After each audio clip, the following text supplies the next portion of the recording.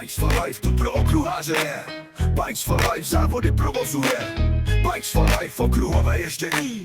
Bikes for Life závodní potěšení. Pokud máš mašinu a chceš do toho jít, měl bys jí radši po okruhu pěkně povodit. Chceš vydávat na zem kolínko jak Bůh, nebuď kámo pitomej a zajet na okruh. Vyber si tu správnou motopartu lidí, ti, kteří ti pomohou a nic nezávidí. Všude kolem kámoši a dobrá atmosféra, zvuk pořádných motorů, rány jako zděla. Jestli jsi jen začátečník, tak to nevadí, najdeš tady instruktory, co ti poradí. Naučíš se pořádně zatáčky projíždět, v závodu pak ostatním začneš ujíždět. Nikdo tady kámo není vážně věčně, tak nedělej kraviny a jezdi bezpečně. Dolížíme na závody v naší skupině, tak aby ses po závodech vrátil k rodině.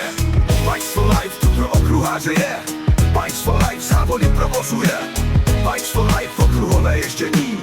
Bikes for Life závodní potěšení. Řeřujoucí pneumatiky v jednotce upraví mapy. Komplet servis pro pořádný motorkářský chlapy. Vše, co zkrátka potřebuješ, budeš tady mít. Stačí už jen pro zábavu dobře závodit. Je super atmosféra, závodníci rodiny. Škoda, že tu strašně rychle utíkají hodiny. Jezdí tady závodníci z celé republiky. Uvidíš tu na okruhu jezdecké mototriky. Doufám, že už máš teď jasno, i ty se k nám dej. Zajezdíme na okruhu a bude ti hej. Změříme pak při závodu vzájemně svoje síly. Bez závodu bychom kámo vážně divně žili.